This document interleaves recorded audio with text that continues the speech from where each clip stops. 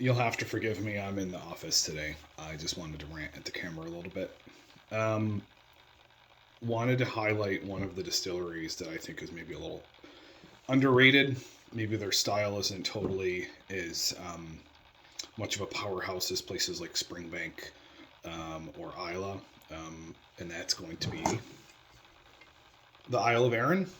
This is in 1996. It was bottled in 2019. Celebration of the cask. Believe it or not, you can see how light the color is. This is actually allegedly this is a sherry cask. Now I say allegedly for the simple fact that Arran back in the day didn't really keep as good of a logs as they should have. I do have another example of this. It's a 24-year-old from NNP. It was a premium cask. I think sort of like Scotch barrel pick, right? Completely opposite end of the spectrum for sherry. This is the lightest sherry that I have, and that's one of the heaviest that I have. Certainly one of the more wood spice, baking spice of the ones I have. This one is more, and you can see I've added a little bit of water to this. This one is going to be nuanced. It's almost as if the grain had, or I should not say, the grain and the barley really comes through. It's like the distillate in the new make has been cradled by a very worn sherry cask, and I mean that in a good way. There's an interesting cardboard, not tainted like tainted wine cardboard, but like fusty dunnage warehouse on the palate and on the nose on this. That's really really interesting. There's a lot of sherry. You get a little bit of like raisin on the mid palate, and it's unlike any other whiskey that I have and or have had, and really just enjoy it. One of the interesting things, 1996, I believe, is the year or the year after Arran started. They're a very new distillery in terms of a lot of, you have a lot of distilleries that go back to the 1800s. You have ones that are 21st century distilleries. Ardnammucken is a perfect example of that. They're only 5 or 6 years old. I have real high hopes for them after my first review. I think they're going to have an interesting character. I think they're going to do things well. So, there's a little bit of wood spice, dunnage warehouse, fusty funk to their, not Ardbeg, not a dunnage warehouse funk, not a industrial Campbelltown funk. They're two different things. Not that Arran is that far. If you drive from Glasgow to Campbelltown, you will literally pass the ferry to go to Arran. The oxidized spirit is very much there. I almost got a little bit of a petrol note. I know I'm kind of ranting. This is reviews all over the place, but midday, what can I say?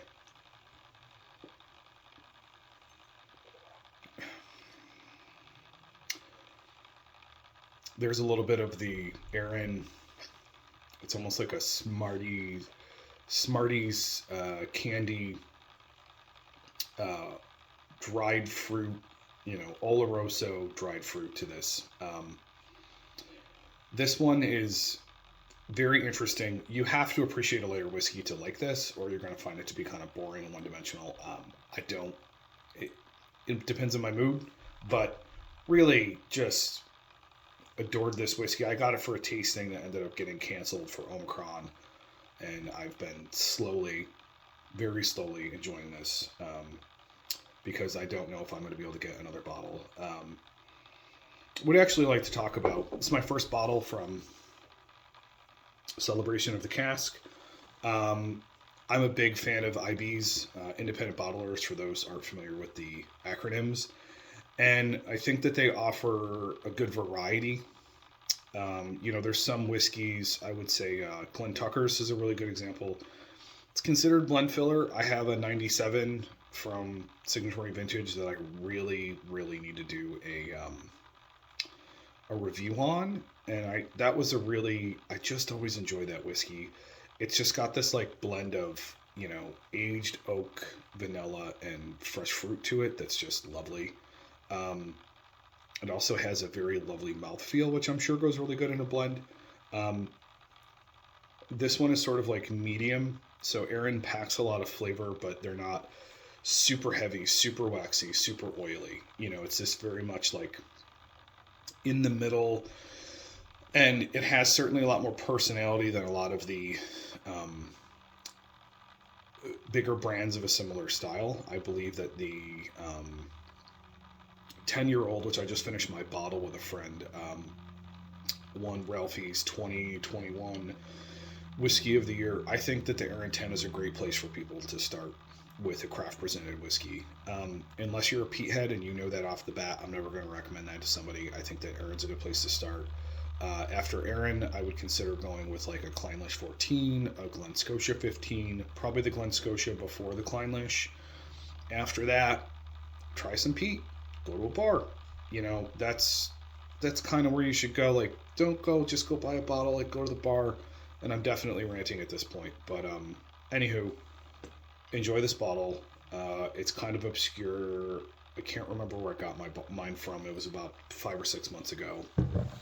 And I would just say that this is one to enjoy if you are a fan of Irish, if you like Lowland,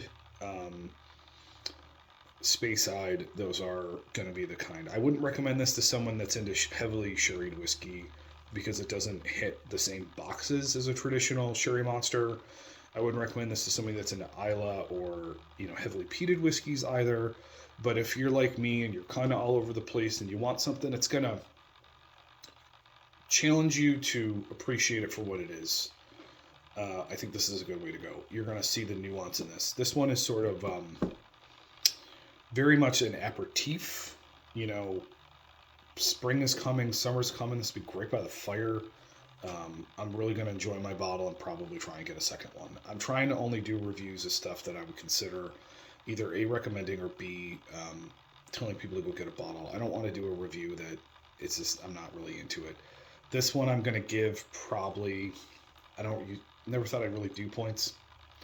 I might be a little high here. I'd say like 91, maybe 92 points. I'm going to go with 92. Because I learned something from this one. It wasn't overly expensive, but it was still like reasonable compared to what the 21-year-old can cost in the States.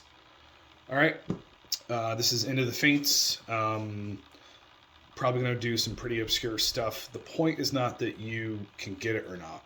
I'm not here to show you what bottles to buy specifically. I'm here to help you figure out what you like, because what you like isn't going to be what I like, and what you like will change over the time.